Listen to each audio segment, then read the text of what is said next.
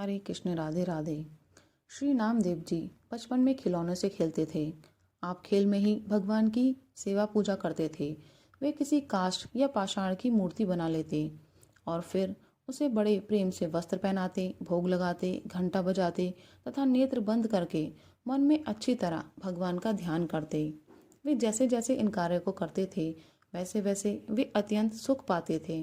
प्रेमवश उनके नेत्रों में जल भर आता।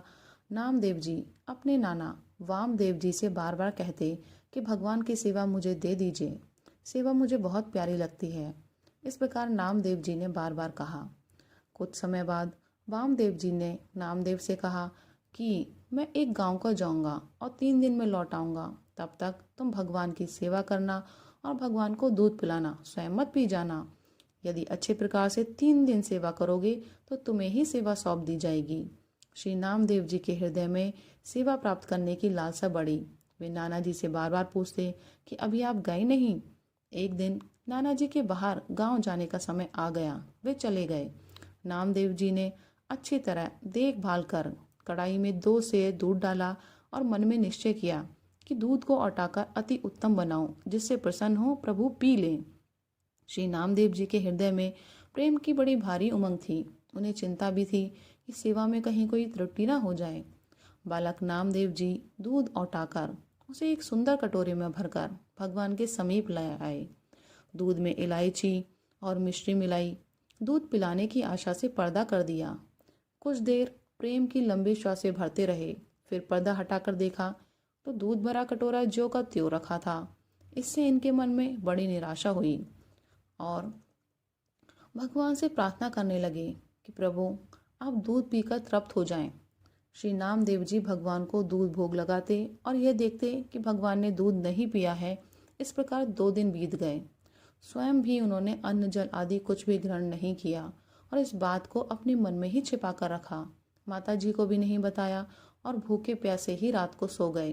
पर चिंता के कारण निद्रा नहीं आई। तीसरे दिन सवेरा हुआ।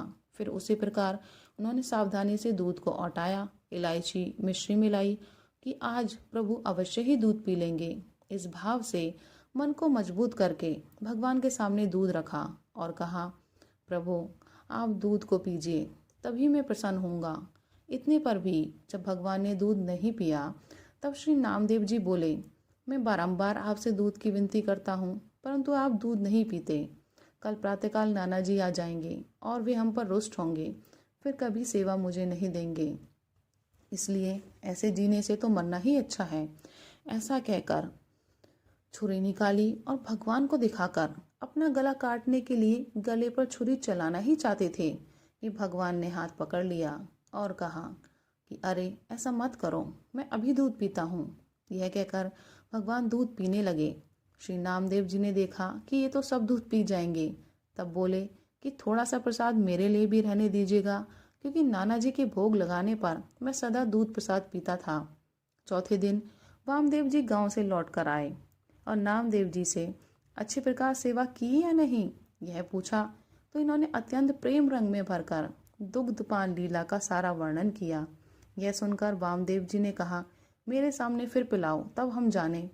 तब श्री नामदेव जी ने उसी प्रकार दूध तैयार करके भगवान के सामने रखा, पर भगवान ने नहीं पिया। तब अड़ गए। उसी प्रकार छुरी निकालकर गला काटने को तैयार हो गए कि कल पीकर आज नाना जी के सामने मुझे झूठा बनाना चाहते हो, आपको दूध पीना ही पड़ेगा। बालक के प्रेम हट से प्रसन्न होकर भगवान ने वामदेव जी के देखते देखते दूध पिया और प्रसाद नामदेव को पिलाया। वामदेव जी ने सोचा कि मैंने जीवन भर सेवा की पर दर्शन नहीं हुए, आज बालक के प्रभाव से दर्शन हुए। इस प्रसंग के द्वारा भगवान ने यह दिखला दिया कि मैं भक्त के वश में होकर उनके प्रेम के कारण अर्पित भोग को ग्रहण करता हूँ। राधे राधे।